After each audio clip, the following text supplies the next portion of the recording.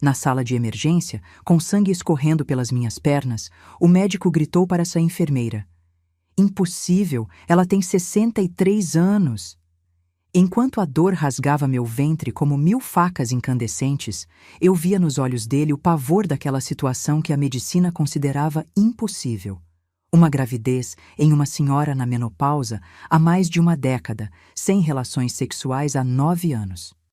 "Vamos perder as duas", ouvi alguém dizer, como se falasse de mim e de uma criança real, enquanto as luzes do teto do hospital giravam acima da minha cabeça. "Chame a obstetrícia e oncologia agora!" Foi a última coisa que escutei antes da escuridão me engolir. Quando acordei, 3 dias depois, na UTI, fios e tubos saindo do meu corpo, descobri que aquilo que crescera dentro de mim não era um milagre divino, como eu secretamente acreditei por meses. Era algo tão raro e terrível que os médicos fotografaram para publicar em revistas científicas. Algo que quase me matou da forma mais cruel possível, fazendo meu próprio corpo acreditar numa mentira, sentindo movimentos que não eram de um bebê, sonhando com uma vida que jamais existiu. Esta é a história que guardei em silêncio por 6 anos, até hoje, quando finalmente encontrei coragem para revelar como foi engravidar aos 63 anos de algo que nunca nasceu. Olá, meus queridos. Me chamo Fátima. Tenho 69 anos e nasci em uma cidadezinha do interior de Minas Gerais em 1956. Hoje, sentada nesta cadeira que pertenceu à minha mãe antes de mim, quero compartilhar com vocês uma história que guardei por 6 longos anos, escondida nas profundezas da minha alma. Uma história sobre como nosso próprio corpo pode nos enganar da forma mais cruel possível, sobre como a medicina às vezes encontra casos tão raros que desafiam tudo que está nos livros, e sobre como precisamos ter coragem para enfrentar o desconhecido. Para entenderem completamente minha história, preciso voltar um pouco no tempo. Eu não era uma mulher comum de 63 anos quando tudo começou. Tinha acabado de completar essa idade em novembro de 2019, viúva há 9 anos do meu querido Bartolomeu, com quem fui casada por mais de 3 décadas. Ele partiu de forma repentina, um infarto fulminante enquanto dormia ao meu lado. Naquela noite de 2010, deitei-me com um marido e acordei com um corpo frio. A solidão que se seguiu foi um abismo que engoliu boa parte de quem eu era. Tínhamos 2 filhos, meu Valdemar de 43 anos e minha Georgina de 39, ambos já casados e com seus próprios filhos. Meu Valdemar tinha se casado com a Delfina e me deu 2 netos, o Joaquim e a Lourdes. Já a Georgina se casou com o Arnaldo e me deu a pequena Iracema. Todos moravam em Belo Horizonte, para onde nos mudamos quando as crianças eram pequenas, nos anos 80, quando Bartolomeu conseguiu um emprego melhor na capital mineira. Depois que Bartolomeu se foi, vendi a casa grande onde criamos nossos filhos e comprei um apartamento menor, mais fácil de cuidar para uma senhora sozinha. Era um lugar aconchegante, no 3º andar de um prédio sem elevador. Os 3 lances de escada me mantinham ativa, dizia eu para quem reclamasse. Tinha uma varanda pequena onde cultivava minhas plantas, meu único consolo nos dias mais solitários. Raramente ficava doente, sempre fui o que chamam de rija, dessas mulheres que trabalhou na roça quando jovem e desenvolveu uma constituição forte. Minha pressão era perfeita, não tinha diabetes nem colesterol alto, o orgulho do meu médico, doutor Honorato, que sempre dizia que eu tinha saúde de uma mulher 20 anos mais jovem. A menopausa tinha chegado para mim por volta dos 51 anos, no início dos anos 2000. Não foi fácil, como não é para nenhuma mulher. Os calores que vinham de repente, as noites mal dormidas, a irritabilidade que fazia Bartolomeu caminhar em ovos ao meu redor. Mas depois de 2 ou 3 anos, meu corpo se ajustou à nova realidade. As regras cessaram completamente, os hormônios se estabilizaram e a vida seguiu seu curso natural. Na época em que minha história começa, já estava na menopausa há mais de uma década. Depois da morte de Bartolomeu, não me envolvi com nenhum outro homem. Não por falta de oportunidade, aos 60 anos ainda era uma mulher bem conservada, como dizem. Meu cabelo tinha embranquecido completamente, mas eu o mantinha sempre bem cortado no estilo Chanel, tingido num tom castanho escuro que combinava com meus olhos. Tinha algumas rugas, claro, mas nada excessivo. O corpo havia mudado, como muda o de qualquer mulher após os 60. A cintura mais grossa, os seios mais caídos, aquela flacidez natural da idade. Mas ainda recebia olhares apreciativos de homens da minha idade no grupo de terceira idade da paróquia, especialmente do viúvo Serafim, que sempre arrumava um jeito de sentar ao meu lado durante os bingos beneficentes. Nunca correspondi a esses interesses. Não porque achasse errado, várias amigas tinham encontrado novos companheiros na terceira idade e estavam felizes. Era simplesmente porque nunca senti vontade. Bartolomeu tinha sido o amor da minha vida, desde os nossos 17 anos, quando nos conhecemos numa festa junina. Nenhum outro homem me despertava interesse romântico. E assim, vivia meus dias tranquila na minha solidão, que já não doía tanto, preenchendo o tempo com visitas aos netos, trabalho voluntário na igreja e novelas à noite. Foi em dezembro de 2019 que comecei a notar algo estranho acontecendo com meu corpo. No início, eram sintomas tão sutis que quase não percebi. Uma leve tontura ao levantar de manhã. Um cansaço que não passava, mesmo depois de uma noite bem dormida. Uma sensibilidade diferente nos seios, que há anos já não sentiam nada além do contato com o tecido do sutiã. Atribuí tudo ao calor intenso daquele verão em Belo Horizonte, ou talvez a alguma virose leve. Nada que merecesse preocupação. Mas então, nos primeiros dias de janeiro de 2020, acordei com uma náusea tão intensa que mal consegui chegar ao banheiro. Vomitei tudo o que tinha no estômago, e mesmo depois disso, continuei com ânsias. Era um enjoo diferente de qualquer coisa que já tinha sentido, exceto quando estava grávida dos meus filhos, lá nos anos 70. Lembrei-me vividamente de como passava mal no início da gravidez do Valdemar, especialmente. Ficava enjoada com o cheiro do café que Bartolomeu preparava todas as manhãs antes de ir trabalhar.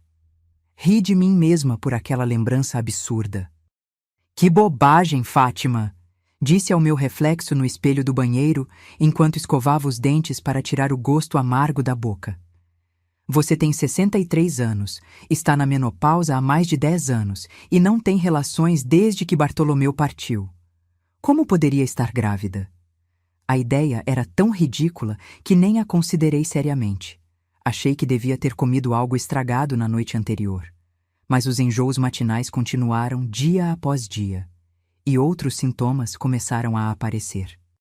Meus seios ficaram inchados, doloridos ao toque.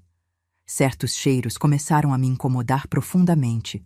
O perfume da vizinha Terezinha, que antes achava agradável, agora me revirava o estômago quando nos encontrávamos no elevador. Alguns alimentos que sempre adorei, como o queijo mineiro que comprava na feira, de repente me causavam repulsa. E havia aquela sensação constante de cansaço, como se meu corpo estivesse trabalhando dobrado em algo que eu desconhecia. 2 semanas depois do primeiro enjoo, estava na casa da minha filha Georgina para o almoço de domingo, quando ela comentou algo que me gelou o sangue. "Mãe, não sei se é impressão minha, mas a senhora está com o rosto mais cheio. E parece que engordou um pouco?" Ela disse isso sem maldade, apenas uma observação casual enquanto me ajudava a cortar tomates para a salada. Naquela mesma noite, em casa, tirei toda a roupa e me olhei no espelho de corpo inteiro que tinha na porta do guarda-roupa. Georgina estava certa. Meu rosto parecia mais arredondado, com aquele aspecto de lua cheia que muitas mulheres têm durante a gestação. E minha barriga não era apenas a gordura normal de uma mulher de 63 anos. Havia um volume definido, ainda pequeno, mas perceptível, como um caroço firme abaixo do umbigo. Foi então que o pensamento absurdo, impossível, que estivera tentando afastar, finalmente se formou por completo na minha mente. E se eu estivesse grávida? A ideia era cientificamente impossível por vários motivos. Primeiro, a menopausa. Meus ovários já não produziam óvulos há mais de uma década. Segundo, a ausência de atividade sexual desde a morte de Bartolomeu. Terceiro, a minha idade. Mesmo que por algum milagre ainda tivesse alguma função reprodutiva, aos 63 anos as chances seriam praticamente nulas. E ainda assim, não conseguia pensar em outra explicação para aquele conjunto específico de sintomas, tão familiares para uma mulher que já tinha passado por 2 gestações. Nos dias que se seguiram, observei meu corpo com uma atenção quase obsessiva. Anotava cada sintoma, cada mudança, como uma cientista estudando um fenômeno desconhecido. E foi numa noite de janeiro, enquanto estava deitada na cama lendo um livro, que senti algo que me fez largar o livro no chão com um baque surdo. Um movimento, dentro da minha barriga. Não era um ronco de estômago ou gases, que são sensações familiares para qualquer pessoa.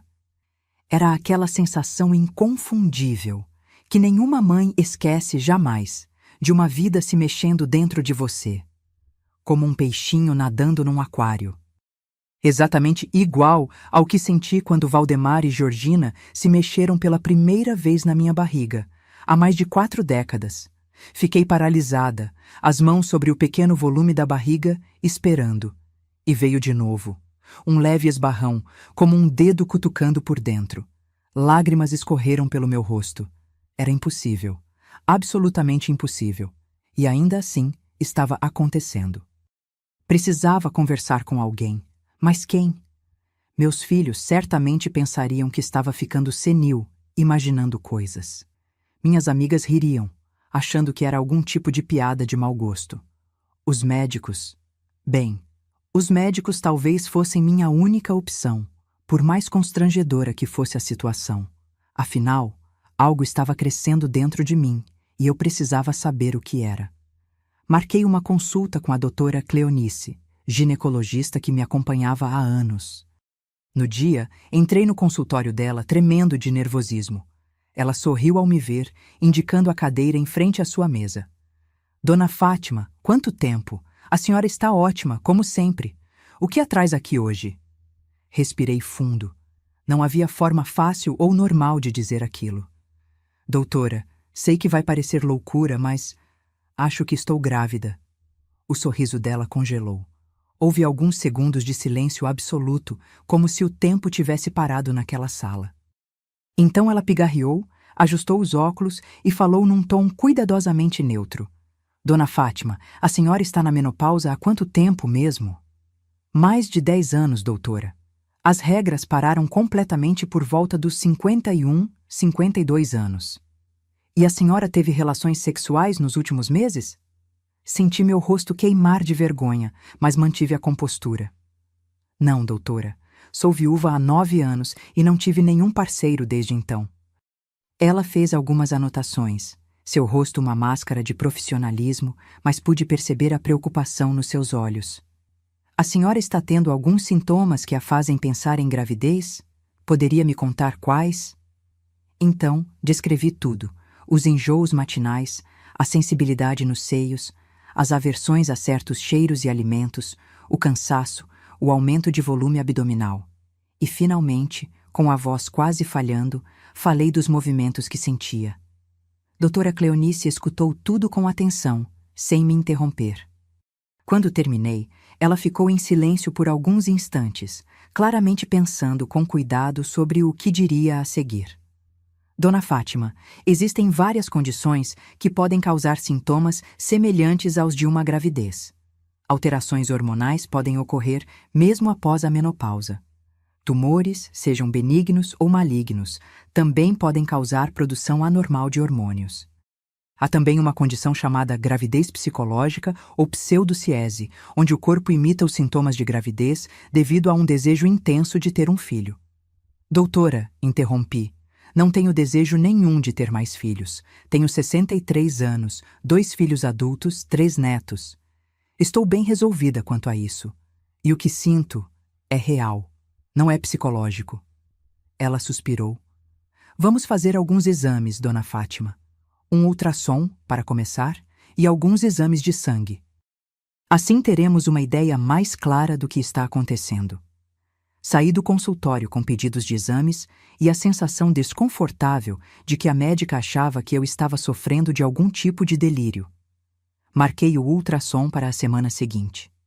Nos dias que antecederam o exame, os movimentos dentro da minha barriga se tornaram mais frequentes e mais fortes. Não era imaginação.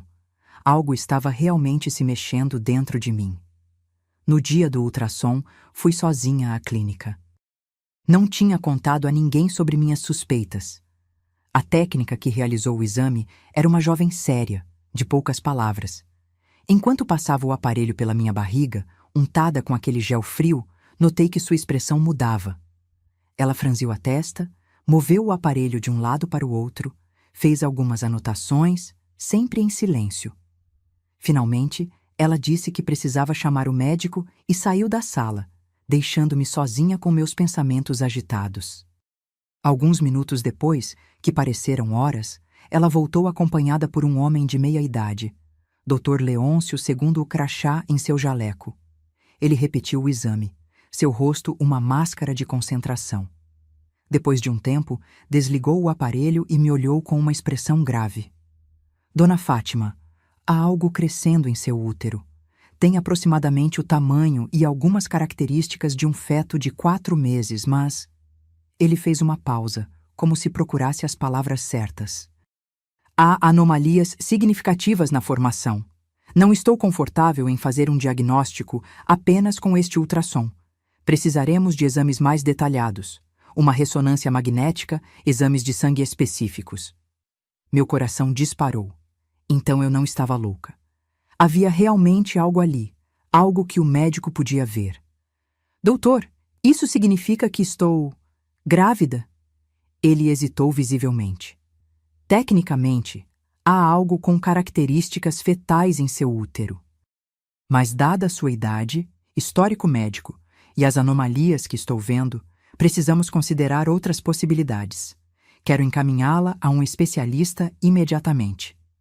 3 dias depois, estava no consultório do Dr. Camilo, um oncologista ginecológico renomado. Só o fato de ter sido encaminhada a um oncologista já fez meu sangue gelar. Câncer. A palavra que ninguém quer ouvir, especialmente aos 63 anos. Dr. Camilo era um homem calvo, de óculos grossos e olhar gentil. Ele analisou meus exames com atenção, fez mais perguntas sobre meus sintomas, meu histórico médico e então se recostou na cadeira com uma expressão grave. Dona Fátima, o que a senhora tem é extremamente raro.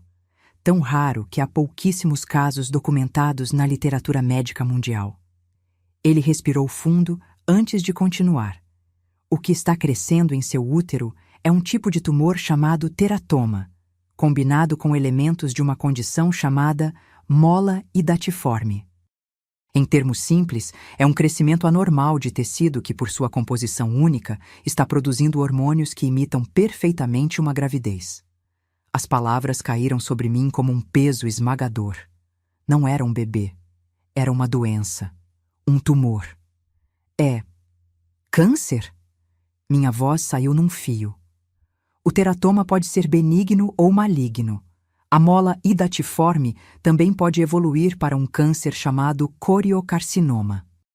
No seu caso, precisamos fazer mais exames para determinar a natureza exata do tumor, mas estou preocupado com a possibilidade de malignidade. Precisamos agir rapidamente. Saí do consultório em estado de choque. Por mais de 1 mês, tinha vivido na ilusão de um milagre impossível. Uma gravidez aos 63 anos, sem ter tido relações. Era uma ideia absurda, contrária a tudo que a ciência dizia ser possível. E ainda assim, tinha acreditado, porque sentia. Porque meu corpo vivia todos os sintomas, todas as sensações de uma gestação. Porque algo se mexia dentro de mim, tão real quanto os movimentos que senti quando carregava Valdemar e Georgina. Mas não era vida. Era morte crescendo dentro de mim, disfarçada de vida. Naquela noite, deitada na minha cama, chorei até não ter mais lágrimas. Chorei pelo milagre que nunca existiu, pelo bebê que nunca foi bebê. Chorei pelo medo do câncer, pelo terror da morte que agora me espreitava de dentro do meu próprio corpo. E enquanto chorava, senti novamente aquele movimento suave dentro da minha barriga. Aquele movimento que antes tinha me enchido de espanto e maravilha, e que agora me causava um horror profundo. Não era um bebê se mexendo, era um tumor pressionando meus órgãos, criando a ilusão perfeita de uma vida que nunca existiria. Finalmente, liguei para meus filhos. Precisava de apoio para o que viria pela frente. Valdemar e Georgina vieram imediatamente, preocupados com o tom da minha voz ao telefone. Contei tudo a eles: os sintomas, minha suspeita absurda de gravidez, o diagnóstico terrível do tumor. Vi o horror nos olhos deles, depois a determinação. Não estava mais sozinha nessa batalha. Os dias que se seguiram foram um turbilhão de consultas e exames. Ressonância magnética, tomografia computadorizada, exames de sangue para dosagem de hormônios e marcadores tumorais. O veredito final veio 2 semanas depois. Eu tinha um teratoma imaturo, o tipo maligno, combinado com uma mola hidatiforme parcial. Uma combinação tão rara que o Dr. Camilo disse que provavelmente seria objeto de estudo em revistas médicas internacionais. A cirurgia foi marcada para a semana seguinte. Seria uma operação complexa, remoção completa do útero, ovários, trompas e verificação de linfonodos próximos para garantir que o câncer não tinha se espalhado. Os riscos eram consideráveis para alguém da minha idade, mas não havia alternativa. Sem a cirurgia, o tumor continuaria crescendo, os hormônios continuariam enganando meu corpo e, eventualmente, o câncer se espalharia para outros órgãos. Os dias que antecederam a cirurgia foram de uma estranha dualidade. Por um lado, estava aterrorizada. O medo da morte, que sempre ronda mais forte depois dos 60, agora estava escancarado na minha porta. Por outro lado, senti uma espécie de luto antecipado por aquele bebê que nunca foi bebê. Por mais que soubesse que era uma doença, uma parte de mim, a parte irracional, emocional, profundamente feminina, tinha se apegado àquela ideia impossível de uma nova vida. Na véspera da cirurgia, Georgina insistiu em dormir em casa. "Não quero que a senhora fique sozinha, mãe", disse ela, e senti uma onda de gratidão pelo amor da minha filha. Estávamos na cozinha, ela preparando um chá de camomila para nós duas, quando senti uma dor tão aguda, tão dilacerante, que caí de joelhos no chão. "Mãe!" Georgina largou as xícaras na pia e correu para mim. "O que foi?" Não conseguia falar. A dor era como 1000 facas sendo cravadas no meu ventre. E então senti algo quente escorrendo pelas minhas pernas, encharcando meu vestido, formando uma poça no piso da cozinha. Sangue. Muito sangue. O que aconteceu a seguir é um borrão na minha memória. Lembro-me de Georgina gritando ao telefone, da sirene da ambulância, de ser carregada numa maca. Lembro-me das luzes do teto do hospital passando rapidamente acima da minha cabeça, das vozes urgentes dos médicos. Hemorragia interna, pressão caindo, choque hipovolêmico e depois, escuridão. Acordei 3 dias depois na UTI. Tubos, fios, máquinas apitando. Valdemar estava sentado ao meu lado, o rosto marcado por olheiras profundas. Quando percebeu que eu estava consciente, chamou a enfermeira, que logo trouxe um médico. Aos poucos, fui entendendo o que havia acontecido. O tumor havia rompido, causando uma hemorragia interna massiva. Perdi tanto sangue que os médicos chegaram a temer que não sobreviveria. A cirurgia de emergência durou 8 horas. Além de remover todo o meu sistema reprodutivo, tiveram que limpar cuidadosamente a cavidade abdominal para garantir que nenhuma célula doente permanecesse. Recebi 7 bolsas de sangue durante e após a cirurgia. "A senhora teve muita sorte, dona Fátima", disse o Dr. Camilo, que veio me visitar assim que saí da UTI. "Se não estivesse com sua filha quando aconteceu, se a ambulância tivesse demorado mais, se estivéssemos em um hospital menos equipado, qualquer uma dessas circunstâncias, e não estaríamos tendo esta conversa agora." Ele tinha razão, e essa consciência me acompanharia pelos anos seguintes. Se Georgina não tivesse insistido em dormir lá naquela noite, eu teria sangrado até a morte, sozinha no piso frio da minha cozinha. A recuperação foi longa e difícil. Passei 1 mês no hospital, lutando contra infecções, lutando para recuperar as forças. Meus filhos se revezavam para ficar comigo. Valdemar tinha tirado licença do trabalho e ficou em Belo Horizonte por 3 semanas. Georgina vinha todos os dias depois do trabalho e passava as noites de sexta e sábado no hospital. Meus netos mandavam desenhos, cartões, mensagens gravadas no celular de Georgina. Todo esse amor foi o melhor remédio para minha recuperação. Quando finalmente tive alta, Georgina insistiu que eu ficasse em sua casa por um tempo. Até a senhora se recuperar completamente, disse ela, mas percebi que tinha medo de me deixar sozinha. E talvez tivesse razão. Nos primeiros dias após voltar do hospital, acordava no meio da noite em pânico, com a sensação física de que ainda havia algo se movendo dentro de mim. Eram pesadelos, claro. O tumor tinha sido completamente removido, mas a memória daquela sensação persistia, como um membro fantasma após uma amputação. Nos meses que se seguiram, tive que fazer exames frequentes para garantir que não havia recorrência do câncer. Cada visita ao hospital trazia de volta a ansiedade, o medo. Mas aos poucos, com o passar dos meses e depois dos anos, esse medo foi diminuindo. Os exames continuavam limpos. A quimioterapia, que os médicos inicialmente acharam que seria necessária, acabou sendo descartada, pois todos os testes indicavam que o câncer tinha sido completamente removido na cirurgia.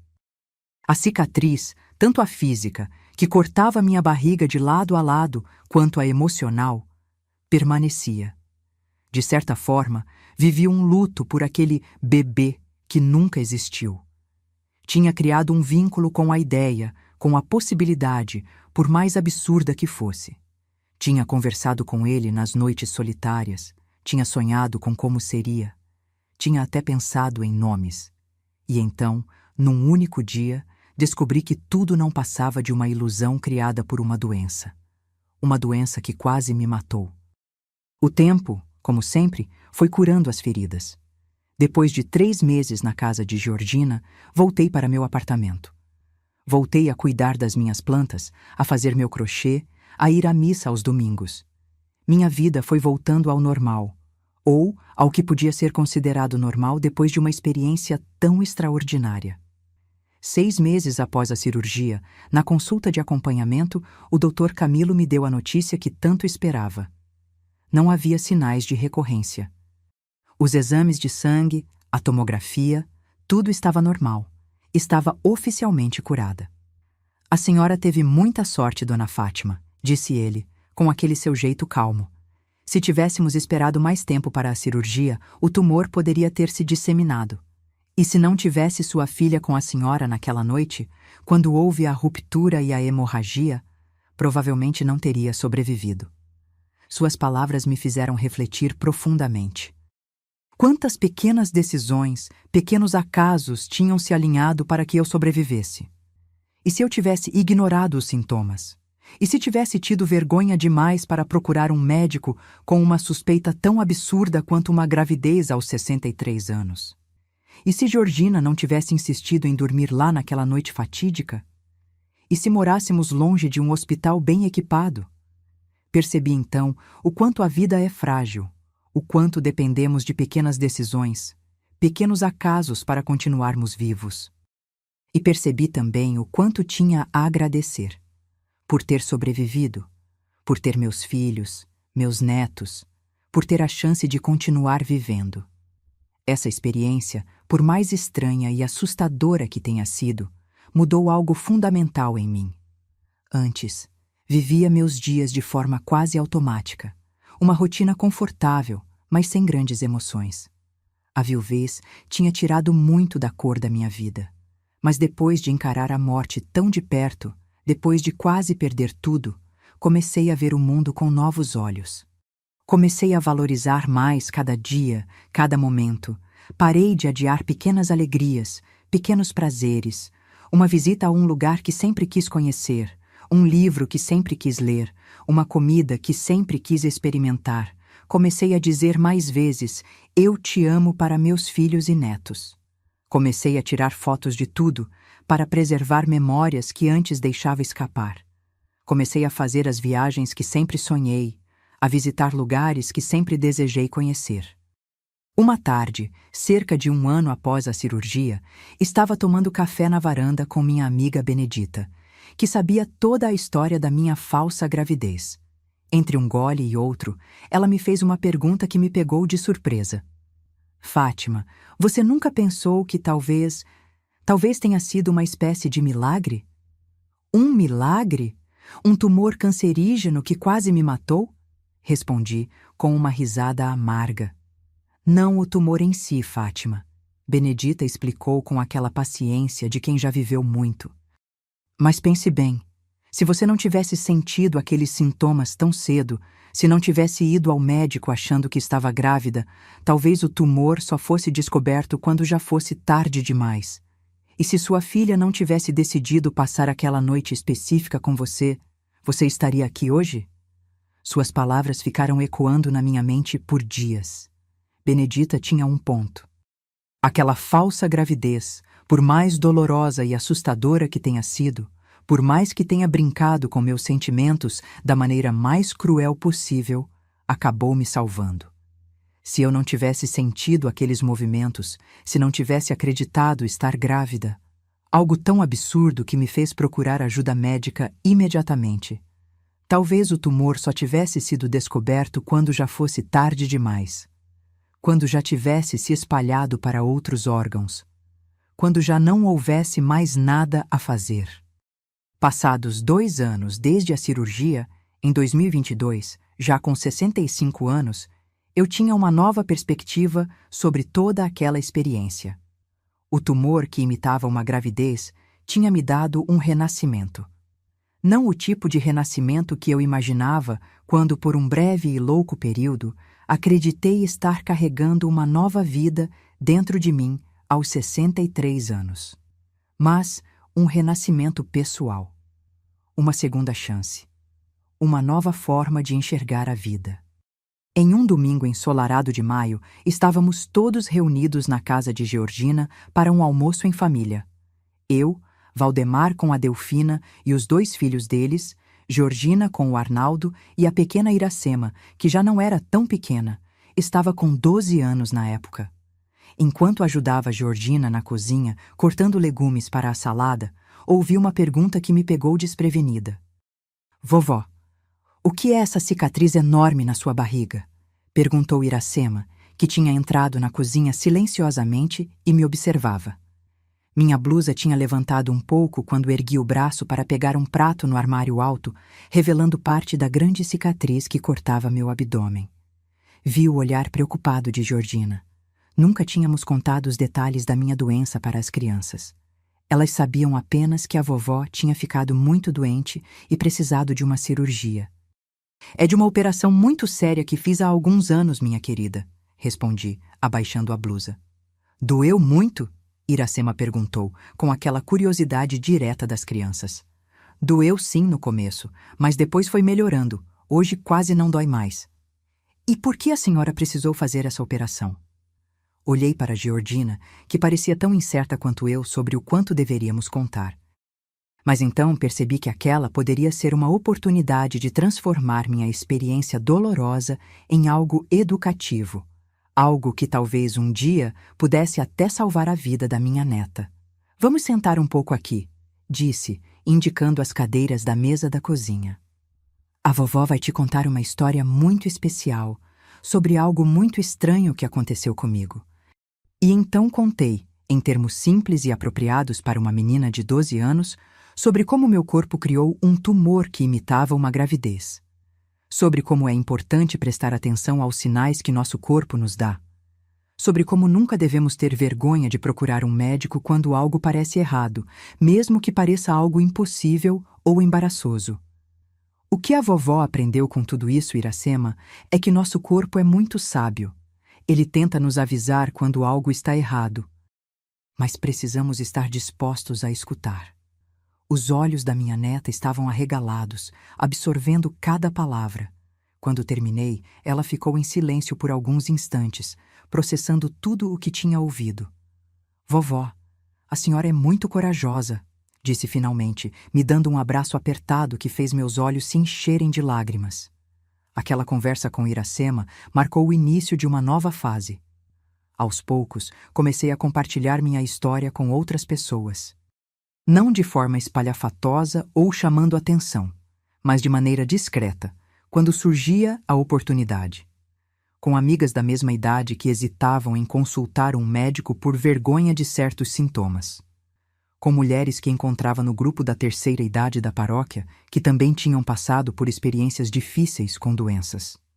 Uma dessas mulheres era Clarice, uma senhora de 70 anos que frequentava o mesmo grupo de crochê que eu na igreja. Um dia, enquanto tricotávamos juntas, ela me confidenciou que estava sentindo dores estranhas no baixo ventre, mas tinha vergonha de ir ao médico. Acho que é só a idade mesmo, Fátima. Depois dos 70, tudo dói, não é? Ela disse com uma risada forçada. Clarice, deixa eu te contar uma história, falei, e então compartilhei minha experiência. Sobre como quase perdi a vida por causa de um tumor raro que imitava uma gravidez. Sobre como foi difícil procurar ajuda, por vergonha, por medo de parecer louca. Sobre como essa demora quase me custou tudo. 2 semanas depois, Clarice me ligou, a voz embargada pela emoção. Tinha ido ao médico depois da nossa conversa e descoberto um câncer de ovário em estágio inicial. Se não fosse por você, Fátima, talvez eu só tivesse descoberto quando já fosse tarde demais. Você salvou minha vida. Aquelas palavras tiveram um impacto profundo em mim. Minha experiência dolorosa, aquela falsa gravidez que quase me matou, agora estava ajudando a salvar outras vidas. Não através de grandes gestos ou ações públicas, mas através de conversas simples, de mulher para mulher, compartilhando sabedoria nascida do sofrimento. Em 2023, já com 66 anos, enfrentei outro susto de saúde. Durante um check-up de rotina, os médicos encontraram um pequeno nódulo no meu pulmão direito. O medo do câncer voltou com toda a força. Seria uma metástase tardia daquele tumor estranho que tinha tido 3 anos antes? Ou algo novo, um câncer de pulmão independente? Passei por mais uma bateria de exames: biópsia, tomografia com contraste, PET scan. A espera pelos resultados foi agonizante. Valdemar e Georgina estiveram ao meu lado o tempo todo, mas eu podia ver o terror nos olhos deles, o mesmo terror que eu sentia. Depois de quase perder a mãe uma vez, a possibilidade de passarem por tudo aquilo novamente era quase insuportável. Finalmente, o Dr. Urbano, pneumologista que me atendia, chamou-me ao seu consultório para dar os resultados. Estava tão nervosa que Valdemar teve que dirigir até lá. Minhas mãos tremiam demais para segurar o volante. Dona Fátima, tenho boas notícias, disse o médico, assim que me sentei. O nódulo é benigno. É uma pequena cicatriz de uma infecção antiga, provavelmente uma pneumonia que a senhora nem percebeu que teve. Não há nada com que se preocupar. O alívio foi tão grande que comecei a chorar ali mesmo, no consultório. Valdemar, sempre tão contido, também tinha os olhos marejados. Tinha ganhado mais uma batalha, mais uma chance de viver. Aquele segundo susto de saúde reforçou ainda mais a lição que tinha aprendido com a falsa gravidez. A vida é preciosa e frágil. Cada dia é um presente que não deve ser desperdiçado. No final daquele ano, tomei uma decisão que surpreendeu a todos, inclusive a mim mesma. Vendi meu apartamento em Belo Horizonte e comprei uma pequena casa em Tiradentes, uma cidade histórica no interior de Minas Gerais, não muito longe da capital. Era um lugar que sempre amei, com suas ruas de pedra, casas coloniais e igrejas barrocas. Um lugar onde o tempo parecia correr mais devagar. Mãe, tem certeza? Perguntou Georgina, preocupada com a ideia de eu morar sozinha em uma cidade do interior, longe deles. E se a senhora precisar de um médico? E se acontecer alguma emergência? Minha filha, Tiradentes tem hospital, tem médicos, e fica a menos de 2 horas de Belo Horizonte. Vocês podem vir me visitar nos fins de semana e eu vou para a capital sempre que tiver consultas. Mas preciso desse recomeço, desse novo capítulo na minha vida. A verdade é que, após 2 experiências de quase morte, o tumor aos 63 e o susto do nódulo no pulmão aos 66, sentia uma urgência em viver de forma mais autêntica, mais próxima do que realmente me trazia alegria. E a paz daquela cidadezinha histórica, com seu ritmo mais lento, suas paisagens montanhosas, seu ar mais puro, parecia exatamente o que meu coração pedia. A mudança aconteceu em fevereiro de 2024. Minha nova casa era pequena, mas aconchegante, com um jardim maior do que eu jamais poderia ter em um apartamento na capital. Tinha 2 quartos, um para mim e outro para quando meus filhos ou netos viessem me visitar. A sala tinha uma lareira antiga, que seria perfeita para os invernos frios da Serra Mineira. E a cozinha, embora pequena, tinha uma janela grande que dava para o quintal, onde logo comecei a plantar não só flores, mas também ervas e alguns legumes. Adaptar-me à vida no interior foi mais fácil do que esperava. Sempre fui uma mulher do interior, nascida e criada em uma cidadezinha não muito diferente daquela. Só tinha ido para a capital quando os filhos eram pequenos, por causa do trabalho de Bartolomeu. De certa forma, voltar para uma cidade pequena era como voltar para casa. Logo fiz amizades com os vizinhos, gente simples e acolhedora, como geralmente se encontra no interior de Minas. A senhora Palmira, que morava na casa ao lado, tornou-se minha amiga mais próxima. Viúva como eu, com mais ou menos a mesma idade, ela sabia os melhores lugares para comprar queijo fresco e verduras orgânicas, conhecia todas as histórias da cidade e tinha um senso de humor afiado que me fazia rir mesmo nos dias mais difíceis. Foi para Palmira que contei, uma tarde, sobre minha experiência com a falsa gravidez. Estávamos sentadas na varanda da minha casa, tomando café com bolo de fubá, quando o assunto surgiu naturalmente. Ela tinha notado minha cicatriz quando me ajudava a estender roupa no varal e perguntado sobre ela. "Menina, que história inacreditável!" exclamou ela depois de ouvir tudo. "Se fosse outra pessoa contando, eu até duvidaria. Mas você não é de inventar histórias, Fátima. Às vezes, nem eu mesma acredito no que passei, Palmira." Parece coisa de filme, não é? Uma senhora de 63 anos achando que está grávida. Mas o mais importante é que você sobreviveu para contar a história, disse ela, segurando minha mão. E que história, hein? Daria um livro. Um livro que ninguém acreditaria ser baseado em fatos reais, ri. Mas sim, sobrevivi. E cada dia depois disso tem sido um presente. A vida em Tiradentes tinha um ritmo diferente, mais lento, mais conectado com os ciclos naturais. Acordava com o cantar dos pássaros, não com o barulho de buzinas e obras. Comia frutas colhidas do pé, não compradas em supermercados. Conhecia pelo nome o padeiro que fazia o pão que comia, o feirante que vendia as verduras, o senhor que entregava o leite fresco. Era uma vida mais simples, mas de alguma forma mais rica em experiências genuínas. Meus filhos, que inicialmente estavam preocupados com minha mudança, logo perceberam como eu estava mais feliz, mais saudável, mais em paz. Começaram a visitar regularmente, trazendo os netos para passar fins de semana na casa da vovó. Esses momentos se tornaram preciosos. Jogos de tabuleiro à noite à luz de velas, histórias contadas na varanda sob o céu estrelado, tão diferente do céu urbano, escondido pela poluição luminosa, passeios pelas ruas de pedra da cidade histórica, visitas às cachoeiras próximas. Foi durante uma dessas visitas